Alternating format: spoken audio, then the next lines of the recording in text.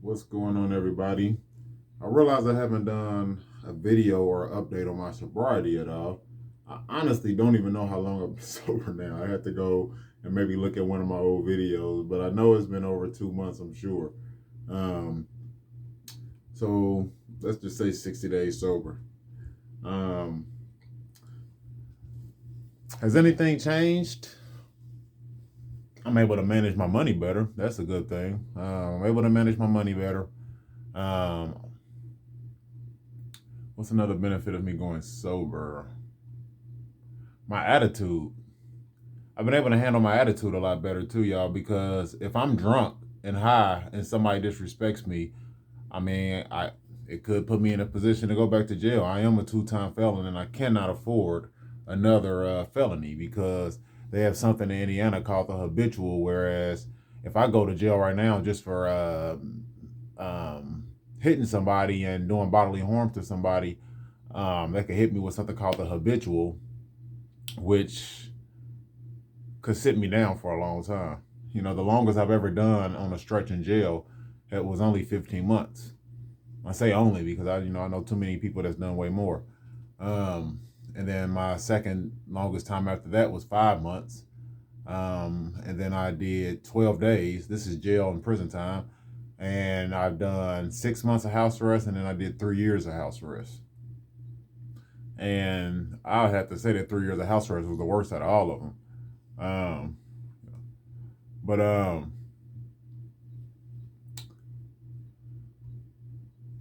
so I've been able to control myself emotionally. I do feel like the weed and alcohol. Let's just say there's more cons to it than pros, but there are pros to the weed and alcohol for me also. It helps with the boredom. It helps with activities, y'all. Like, I'm not gonna lie, when I'm smoking and drinking, I can hang around more people. You know, now I have to. You know what it is? It's that the fact that I have a roommate. That's what's driving me crazy. That's what's driving me crazy more than anything. I hate not living by myself. My roommate really sucks a lot of the energy out of me, y'all. Maybe I'm just using this as an excuse. Y'all tell me in the comments. And don't come with your condescending ass comments. I hate a condescending comment. I hate it. Maybe I'm condescending in a way. I don't know. But I hate a condescending comment. I hate when somebody, like the last one of the videos I made, this dude gonna say, he gonna comment before he watched it. And it's like, well, first let me leave my comment before I watch it. And and left like a long paragraph. And then left two condescending ass comments afterwards. Like, shut the fuck up. You know what I mean? Shut up. Shut the fuck up. And he called me a narcissist. And I think about it. Am I a narcissist? I don't think I am. I think maybe I could come off as a narcissist, but I'm too insecure, I think, to be a narcissist, y'all. Like, like maybe like I made a comment the other day that maybe people did or did not like. I don't know. Not my videos are definitely going down. I haven't been doing as many videos because I really haven't been feeling creative lately. I haven't really been feeling the need to even make videos lately like I was a few weeks ago. I was feeling real good about myself by going sober and dieting and things like that. But this whole situation with my roommate has been stressing me out because she keeps wanting to be my girlfriend. I tell her, listen, baby girl, we're not a good matchup. We're not a good matchup. Okay, I'm sorry for leading you on in the beginning. I'm sorry. I did it for sex. That's just what it was. I did it for sex. And then, if y'all don't know, I lost my ability to walk, and I kind of needed a roommate situation, and then I ended up here, and that was bad. I tried to stay on the streets, but then when my sister found out I was sleeping in the park, she just refused to let me stay in the park. So I ended up having. I knew I wasn't gonna be able to stay with my sister. She's bipolar, and I knew that would have ended badly. And she's this that environment would have been more stressful than staying in the park, probably. You know what I mean? And if I had stayed in the park, I'd be on my feet right now. That's what pisses me off. But I'd be on my own right now. But my dumbass decided to go ahead with my sister because she would not let up. She really, literally searched the park and just would not leave me alone. So I ended up coming to stay with my sister. That was the park that I wanted to stay at. There was not another park I wanted to stay at. That's the park I felt comfortable staying at, living in, until I got my on my feet, man. And I could have got on my feet on my own just that way. you know. So, anyways, I ended up here. I was having sex with the girl before I even ended up in the park. And then I came to have sex with her again one day just for some stress relief. Because I told y'all in the video, when I'm down and really doing bad, sex is what helps. Um, and then she was out telling her about my situation, and she said that she could use a roommate. And she wasn't even on some boyfriend girlfriend type shit. But I led her on in the beginning because I was like, this is my only opportunity. I had my options of staying with my sister or staying with this girl, and I probably should have just went back to the park because I feel like this situation has hurt me more than it's helped me, honestly. But and when I finally went sober, she was the one that threw some weed on me and convinced me to start smoking again. I have a real problem with weed, so when she threw that weed on me that day and was like, "I found this at work," and threw that weed at me, she was so dirty for that. And she did it, like she said, she did it because she felt like I was happier, or not happier. She said I was more fun when I was high. So she wanted me getting high and drunk again. And so I started smoking again. So then I had to take all these months to go sober again. And it was a long journey, man. It's probably like 3 months I had to go. I started smoking and drinking again after she threw that weed on me. And now I'm sober again. It's been another 2 months. The bad part is when she threw that weed on me, um, it's when I was making the most money. It's when I was making like, which isn't that impressive, but I was making like $1,600 every check, so like $800 every week, and that's the critical time that I needed when staying sober. So when she threw that weed on me again, y'all, I have a very addictive personality. I don't smoke a little weed. I smokes as much as I can afford, even if that leaves me broke. I smoke and I drink. Um, but that did take up my day, and I'm not gonna lie. I'd be lying if I said the weed and alcohol didn't make me more creative. But I feel better without the weed and alcohol mentally because I felt like a loser with the weed and alcohol, and it was costing too much money. Not having any self control with that weed and alcohol. Um, Maybe if I didn't wasn't so addicted to weed and alcohol, I would still smoke right now. It's the fact that I have no control over weed and alcohol, so I had to quit. So 60 days in or more, um, I can say I'm able to manage my money a lot better, but I'm making way less. So since I am making way less, I still have pain in my feet. I still, if I work like crazy, if I work a 10-hour shift or an 8-hour shift and they're running me around back and forth, or I'm just on my feet all day, I will come home limping. Okay, I will come home in pain. And I know that my feet are getting worse and worse as I'm standing on them, and that's not a good thing. Now it does seem like when I was dieting properly, um, I had a way my pain was less. So trying to find a way to substitute an addiction, that's the thing. My addiction is really I have an addiction probably because I'm unhappy. So when I stopped the weed and alcohol and I started dieting, I was feeling the best, man. Food really does mess with you mentally, man. Eating the wrong foods, sugars and sweets. Now I am back to my diet slightly, but nowhere near as strict as I was. Um, I'm not exercising as much as I was. I haven't hit the punching bag in a while, and my inflammation has came back. Do you see my hand? I don't know how good y'all can see how swollen my motherfucking middle finger is. I don't know if y'all can tell. Middle finger swollen like crazy. If anybody knows anything I can do, but the dieting definitely helped. And I'm not taking like the medicine doesn't really help with my inflammation. It's the knuckle, my joints. I got inflammation in my wrist. Um, I stopped this dude downtown. He was like on a moped and acting like he was trying to run this girl over. And I stopped this dude from fighting her. And I just intervened. I was like, hey, man, chill out. He was a young dude. So eventually he tried to threaten me with a gun and pretty much went and got his gun out of his thing. But I still didn't leave until the girl said she was okay and she wanted me to leave. But it's still scary because, without inflammation, I gotta watch how I move. I'm a two-time felon. So I always have to think like this. I'm a grown-ass man. Back in my 20s, I could get in trouble and, they would say something like, oh man, you still got some get back. I think that's what they used to call it back in jail. You still young, you got get back. You can go and do a 10-year bid and get out and be 30 years old or 32 years old. I don't have that get back. I can't do a 10-year bid, okay? If I could do a 10-year bid now, I'll be getting out in my mid 40s. I can't afford that. And I'm not trying to sit down for 10 years, you know? Um, the first time I ever got in trouble,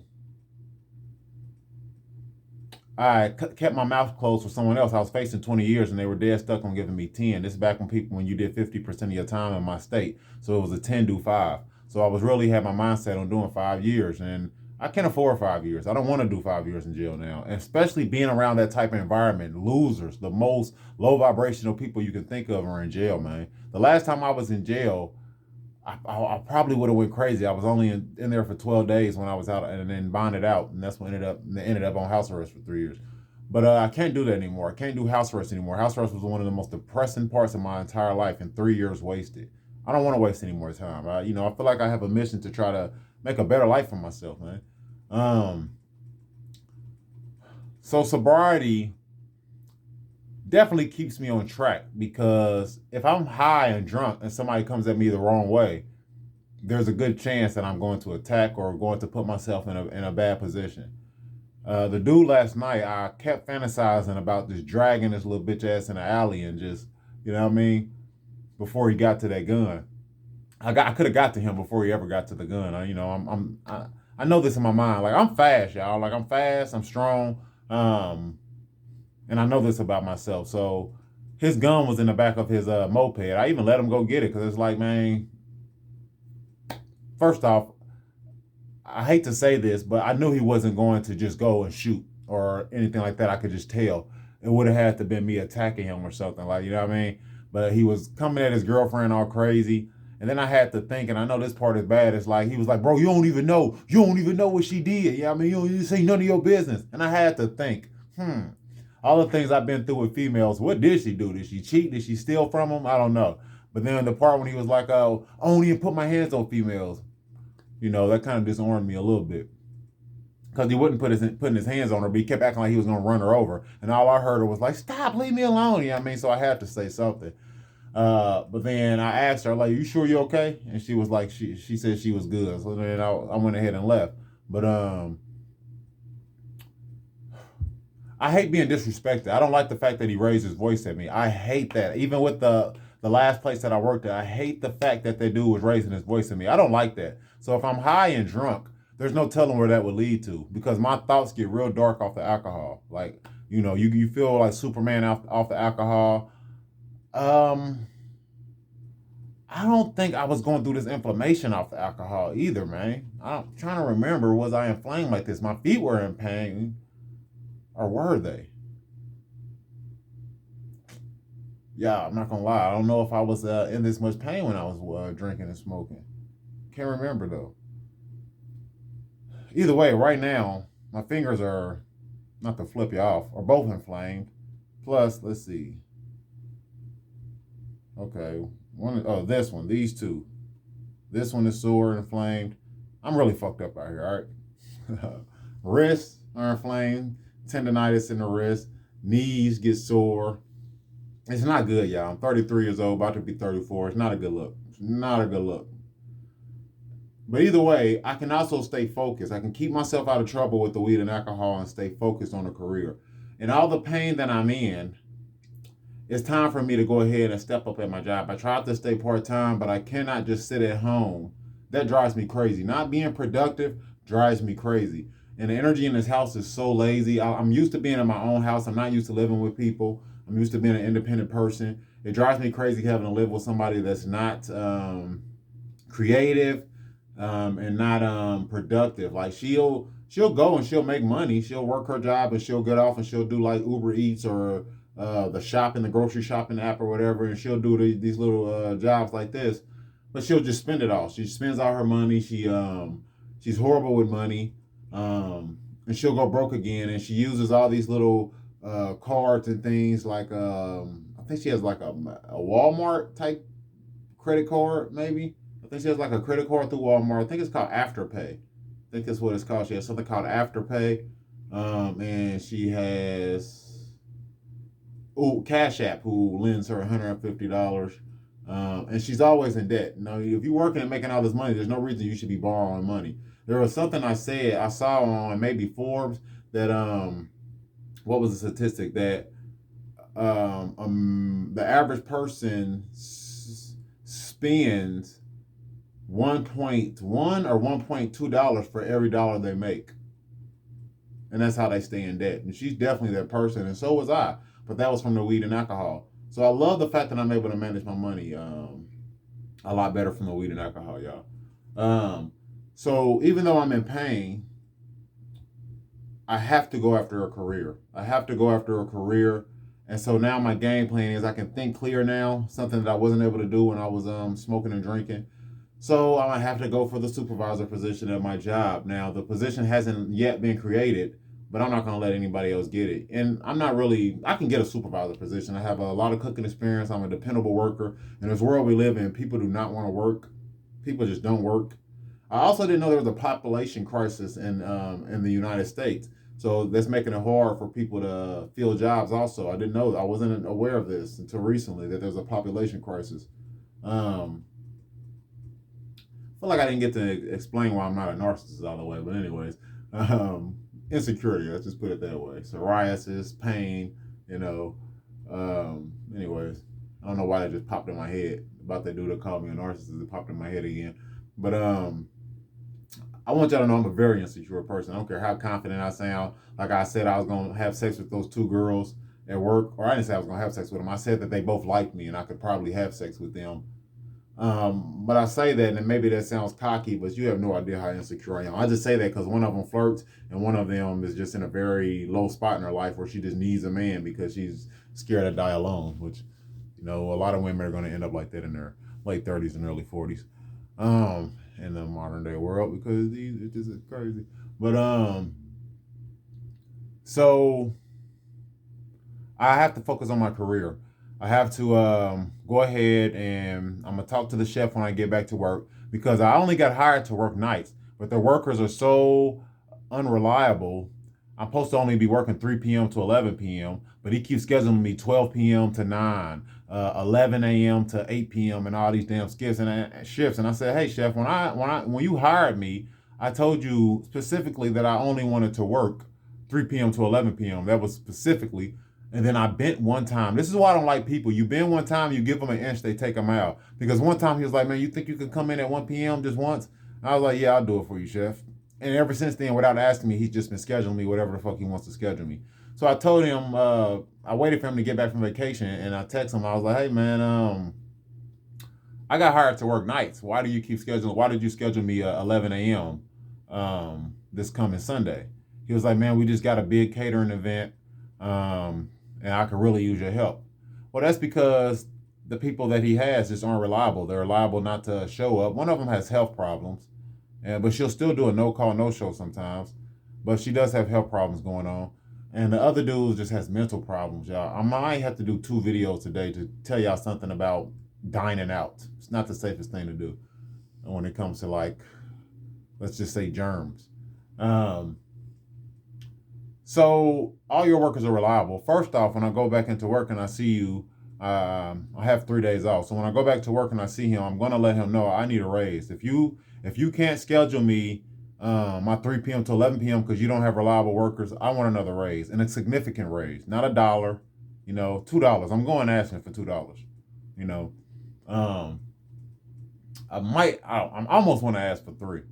I'll tell them, I'll give me 3 hours and I'll work whatever shift you want me to work, as long as it's not too early. I'm not doing the 7 a.m., 8 a.m. But I might have to. I might have to fold for that, just for career wise. Because, right now, if I get a $3 raise, that'll take me to $40,000 a year, which ain't shit in this today's world with all the inflation.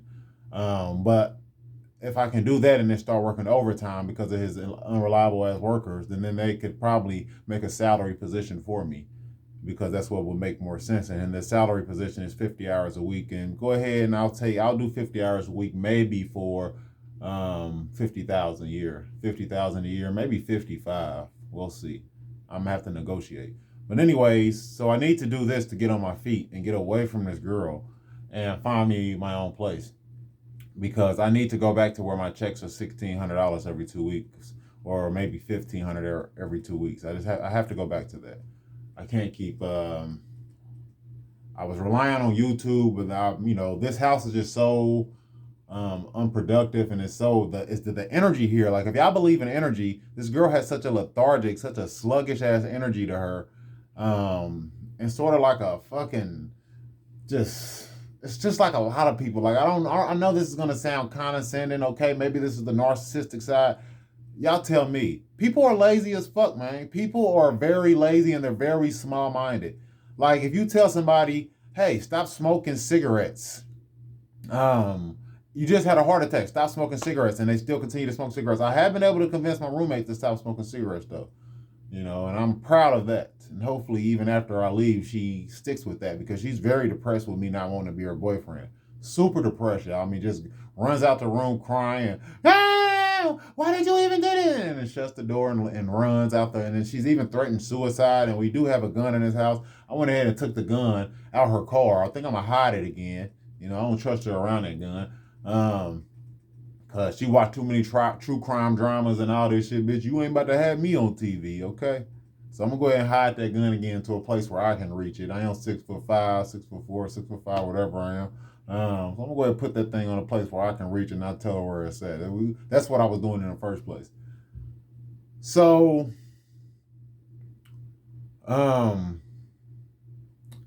anyways, it's time that I focus on my career and get the hell up out this place.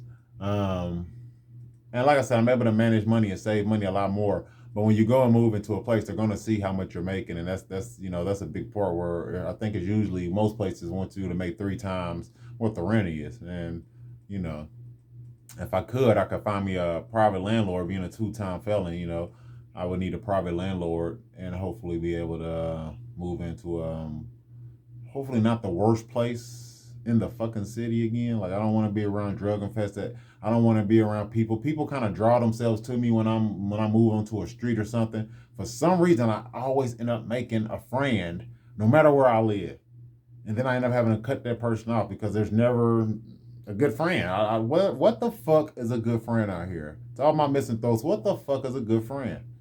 Doesn't exist. So I'm done ranting. This is only supposed to be about me being sober. Too many details.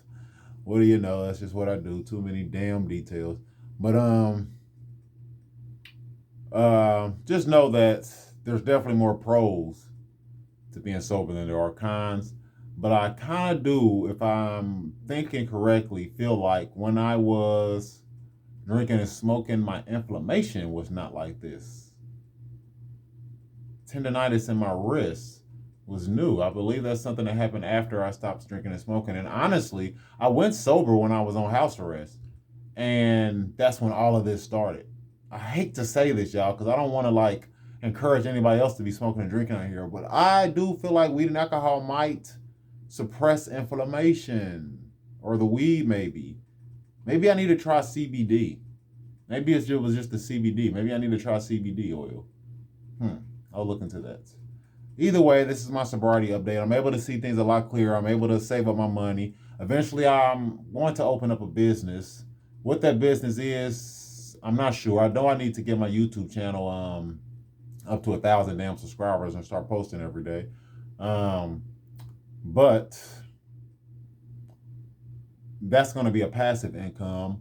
I'm thinking about starting a catering company, possibly.